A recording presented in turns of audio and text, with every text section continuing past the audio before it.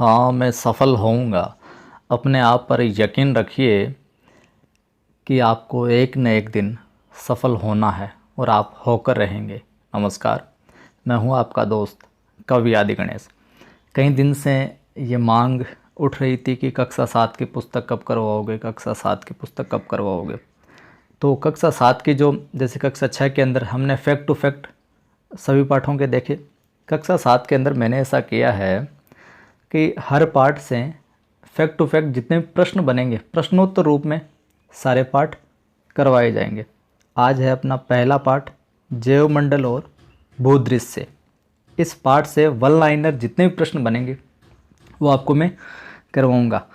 उत्तर छुपाया हुआ होगा, आपने अगर अच्छे से पढ़ रखी है तो आप उत्तर दे के देखना कि कितने उत्तर है जो डायरेक्ट कर पाते हैं। विकल्प नहीं होंगे, प्रश्न होंगे केवल। तो लाइक शेयर ज़रूर कर दें आप। पहला प्रश्न, जीवन की शुरुआत से पहले पृथ्वी किस रूप में थी। देखिए उत्तर मैंने छुपा लिया है, आपको उत्तर आता है तो कमेंट करते जाइए या सोच लें। पाठ के अंदर ये लाइनें हैं, लाइनों से प्रश्न बनाए हुए।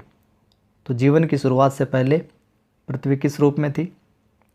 एक चट्टानी पिंड के रूप में।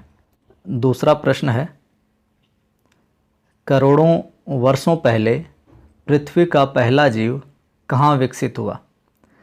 करोड़ों वर्षों पहले ऐसा माना जाता है कि पृथ्वी का जीव है जो कहाँ पर विकसित हुआ था। उत्तर हो जाएगा पानी में।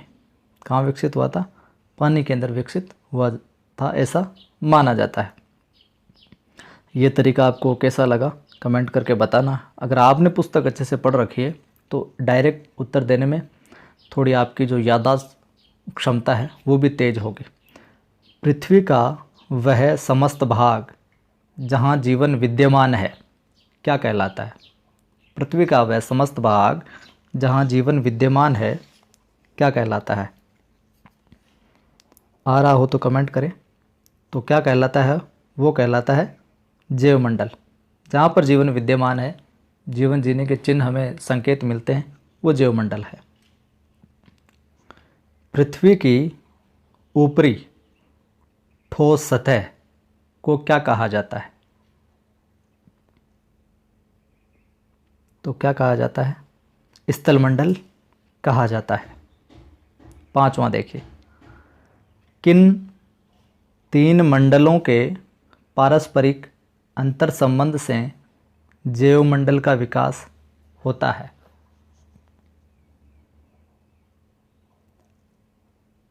तो साथियों, स्थलमंडल, वायुमंडल और जलमंडल, जैसे कि ये जैवमंडल है, यहाँ पर जे लिख दिया, इधर स्थलमंडल, इधर वायुमंडल और इधर ये अपना जलमंडल। तो इन तीनों के अंतर संबंधों से जैवमंडल है जो बनता है। अगला प्रश्न है, क्या समग्र पृथ्वी पर जैवमंडल है। अगर ये प्रश्न आ गया और उत्तर में विकल्प में दे दिया हाँ, नहीं, कोई नहीं या दोनों, तो क्या समग्र पृथ्वी पर जैवमंडल है। तो उत्तर हो जाएगा नहीं, समग्र पृथ्वी पर जैवमंडल नहीं है, जीवन नहीं है। सातवां प्रश्न है, पृथ्वी और उसमें निवासित हर जीव की ऊर्जा का प्रमुख स्रोत क्या है। पृथ्वी और पृथ्वी पर जितने भी जीव जंतु जो रहते हैं उनकी ऊर्जा का प्रमुख स्रोत क्या है। तो क्या है, सूर्य। प्रमुख स्रोत क्या है ऊर्जा का, सूर्य। अगला देखिए, ऐसे स्थान जो प्राकृतिक रूप से आसपास के स्थानों से 600 मीटर से अधिक ऊंचे एवं सैकड़ों मीटर लंबे होते हैं क्या कहलाते हैं। तो क्या कहलाते हैं, पर्वत कहलाते हैं। परीक्षा में प्रश्न बनेंगे तो इन्हीं वन लाइनर प्रश्न को वैकल्पिक रूप में बनाकर दे दिया जाएगा। जितने भी प्रश्न बने सारे समाहित करेंगे। अगला, सबसे ऊंची पर्वत चोटी कौन सी। माउंट एवरेस्ट है। किस पर्वत श्रृंखला में स्थित है। यह तो सबको विदित है, यह है अपने हिमालय के अंदर स्थित है। और इसकी जो ऊंचाई है वो है 8,848 मीटर। दो भूखंडों के आमने सामने खिसकने से निर्मित पर्वतों को क्या कहा जाता है? दो भूखंडों के आमने सामने खिसकने से जो पर्वत बनते हैं, निर्मित होते हैं, उन्हें क्या कहा जाता है? तो उन्हें क्या कहा जाता है? वलित पर्वत। क्या कहा जाता है? वलित पर्वत कहा जाता है। और हिमालय जो है अपना, वो वलित पर्वत की श्रेणी में ही आता है। 11वां प्रश्न देखिए, प्रशांत महासागर में मोनाकी पर्वत समुद्र की तली से कितना ऊंचा है? तो यह पर्वत ऊंचा है 10,205 मीटर। 10,205 मीटर। अधिकांश भाग इसका समुद्र में ही है। अगला 12वां, पर्वतों के जिस तरफ बादल वर्षा करते हैं उस भाग को क्या कहा जाता है या क्या कहते हैं? जैसे ये पर्वत है तो इधर से बादल के, और पर्वतों के जिस तरफ बादल वर्षा करते हैं, ये पर्वत इस तरफ अगर वर्षा हो रही है तो इस भाग को क्या कहा जाएगा? तो ये कहा जाएगा पवन मुखी भाग। पवन मुखी भाग। और दूसरी तरफ को पवन विमुखी भाग कहा जाएगा, जहाँ पर वर्षा कम होती है और जिसे वृष्टि छाया प्रदेश भी कहा जाता है। अगला देखिए, हिमालय में मौसमी प्रवास करने वाली प्रमुख जनजातियाँ कौन सी है? तो अपने अध्याय के अंदर जो हिमालय में मौसमी प्रवास करने वाली प्रमुख जनजातियाँ बताई गई है वो है गद्दी, बकरवाल और भोटिया। गद्दी, बकरवाल और भोटिया। 14 नंबर प्रश्न है, जिसका उत्तर मैंने नीचे ही लिख दिया है। मुख्यतया मैदान के दो प्रकार कौन से हैं? तो मैदानों के मुख्यतया दो प्रकार हैं। पहला तटीय मैदान, जो समुद्र के किनारे होते हैं। तटीय मैदान जो समुद्र के किनारे हैं। और दूसरा आंतरिक मैदान, जो मुख्य भूमि पर नदियों द्वारा मिट्टी का निक्षेप करने से बनते हैं। 15 नंबर है, स्थल का वह भूभाग जहाँ पर मुख्य नदी और उसकी सहायक नदियाँ बहती है, क्या कहलाता है वो? तो वो कहलाता है अपने, वो क्षेत्र कहलाएगा नदी बेसिन का क्षेत्र। ठीक है, या नदी का बेसिन।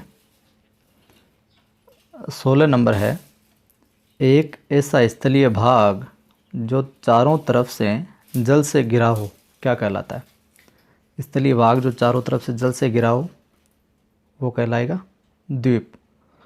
विश्व का सबसे बड़ा द्वीप है या विश्व का सबसे बड़ा नदी द्वीप, तो यह है अपने मांजुली द्वीप है। यह असम में बहने वाली ब्रह्मपुत्र नदी में स्थित है, मांजुली द्वीप। 18 नंबर है, ऐसा स्थान जो तीन तरफ से पानी से घिरा हो, क्या कहलाता है? तीन तरफ से जो पानी से घिरा होता है उसे हम कहते हैं प्रायद्वीप। क्या कहा जाता है? प्रायद्वीप।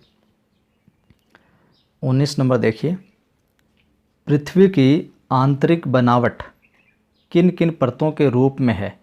तो आंतरिक जो बनावट है वो सबसे जो ऊपरी परत होती है उसको भूपृष्ठ कहा जाता है। मध्यवर्ती परत को प्रावार, सबसे अंदरूनी परत को क्रोड कहा जाता है। ठीक है, इनके मिलने से पृथ्वी की जो आंतरिक बनावट है उसका सृजन होता है। 20 नंबर है, ज्वालामुखी लावा के धरातल पर आकर ठंडा होने से निर्मित चट्टानों को क्या कहा जाता है? ज्वालामुखी लावा के धरातल पर आकर ठंडा होने से निर्मित चट्टानों को क्या कहा जाता है? तो वो कहलाती है आग्नेय चट्टान कहलाती है वो। उदाहरण देखें तो ग्रेनाइट। बात करें चूना पत्थर किस प्रकार की चट्टान का उदाहरण है? चूना पत्थर किस प्रकार की चट्टान का उदाहरण है? तो यह है अवसादी चट्टान का उदाहरण। 22 नंबर है, ग्रेफाइट किस प्रकार की चट्टान का उदाहरण है? तो ग्रेफाइट जो है वो अपने कायांतरित चट्टान का उदाहरण है। 23 नंबर है, जैविक तथा अजैविक पर्यावरण का पारस्परिक अंतर संबंध क्या कहलाता है? जैविक और अजैविक पर्यावरण का पारस्परिक अंतर संबंध क्या कहलाता है? तो ये कहलाता है अपने पारितंत्र। क्या कहलाता है? पारितंत्र।